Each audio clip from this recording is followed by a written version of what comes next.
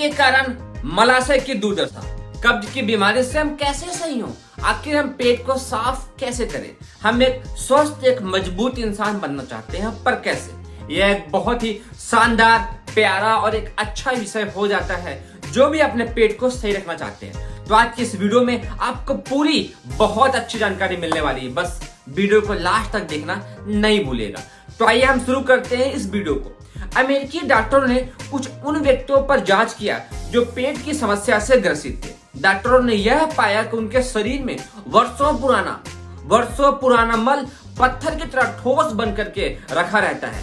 न केवल वो मल रखा रहता है, बल्कि उस मल में कृमि कीटाणु अपना घर बना लेते हैं और बहुत तरह की गंदगी देखी गई है। इतना ही नहीं, डॉक्टरों ने तो यह भी पाया कि हम में से अधिकांश व्यक्तियों के शरीर में एक मल की थैली सदैव ही लेके घूमते रहते हैं। इसका रिजल्ट यह होता है कि हम सदैव ही आलस से भरे रहते हैं, चिड़चिड़ापन, थकान तो देखने को ही मिलता है। डॉक्टरों ने यह भी पाया है कि जिस बच्चे का पेट खराब रहता है, कब्ज की समस्या बनी रहती है, तो उसका मन और मस्तिष्क भी सदैव ही उलझा, परेशान और स्मरण शक्ति को खोता हुआ पाया गया।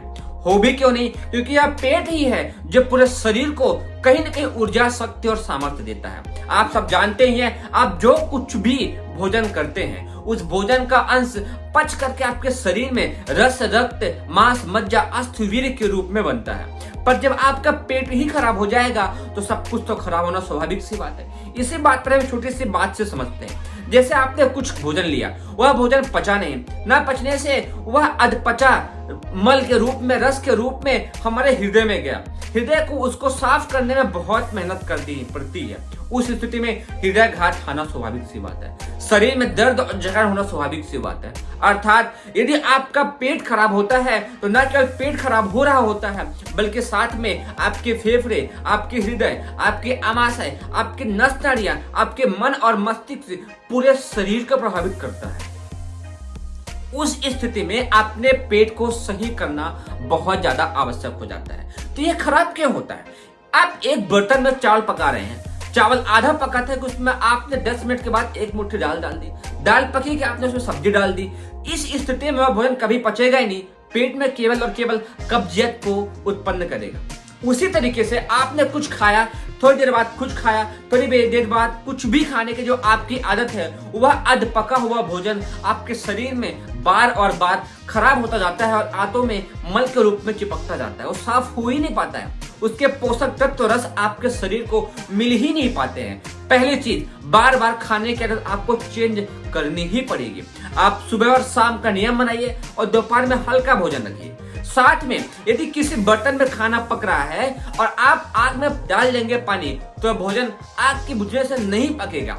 जब आपको भूख लगती है तो आपके शरीर में जठराग्नि बनती है, एसिड बनता है, आग बनती है जो खाने को पचाती है। आप पानी पी लेते हैं तो ध्यान रखें, खाना खाते समय पानी नहीं पिए, 1 घंटे बाद पानी पिए। इसके अलावा आपको यह भी पता होना चाहिए, डॉक्टर ने यह प्रयोग किया है, हम में से अधिकांश व्यक्तियों की जो पेट की थैली होती है, उसमें बहुत बड़ा मल हम सदैव ही लेके घूमते रहते हैं। उन्होंने यह भी पाया कि 8 में से 10 में से 8 व्यक्तियों का पेट खराब पाया गया है। उसके लिए यह बहुत जरूरी हो जाता है कि हम यह न सोचे कि यदि हमें भूख लगती है और मल निकल रहा है तो हमारा पेट साफ है, बल्कि पेट को साफ करना बहुत ही स्पिरिचुअल, बहुत ही वैज्ञानिक विधि हो जाती है। इसको जानना बहुत अधिक आवश्यक हो जाता है। डॉक्टरों ने यह पाया है कि आप कुछ खाते हैं, उससे प्रेशर बनता है, तो पुराना रुके मल में से थोड़ा सा मल दबाव से बाहर निकलता है, जबकि बहुत सारा मल रुका रहता है। इसीलिए इसके लिए भारतीय ऋषियों ने उपवास की प्रक्रिया खोजी है। उपवास के तौर पर आपको पता होना चाहिए, सप्ताह में जिस तरीके से 7 दिन में 1 दिन आपको आराम करने को चाहिए, उसी तरीके से अपने पेट को भी सप्ताह में 1 दिन आराम दें। उस दिन आप खूब सारा पानी पिए, रस लें, मट्ठा लें, दही लें, लिक्विड चीज लें, परंतु ठोस पदार्थ न लें, तो आपके पेट को भी आराम करने को मौका मिलेगा, तो आपकी कब्जियत ठीक होगी। आप ध्यान दें, उपवास में यदि आप खूब सारा पानी पीते हैं और भोजन ना के बराबर लेते हैं या फिर नहीं लेते हैं, एक समय करते हैं या फिर दिन भर का करते हैं, उससे आप बहुत अधिक अपने पेट की कब्जियत को दूर कर सकते हैं। ध्यान दें, आपकी यह कब्जियत आपके पूरे शरीर को ताकत देती है। आपकी इस कब्जियत को ठीक हो जाना बहुत अधिक आवश्यक हो जाता है। जितने अधिक आपकी यह कब्जियत में अच्छी होगी, आपका मन और मस्तिष्क आपका शरीर, आपके फेफड़े, आपके हृदय, आपकी पाचन शक्ति सब कुछ अच्छी होगी। तो अपनी कब्जियत को आज से, अभी से ठीक करना जरूर ही उचित समझें।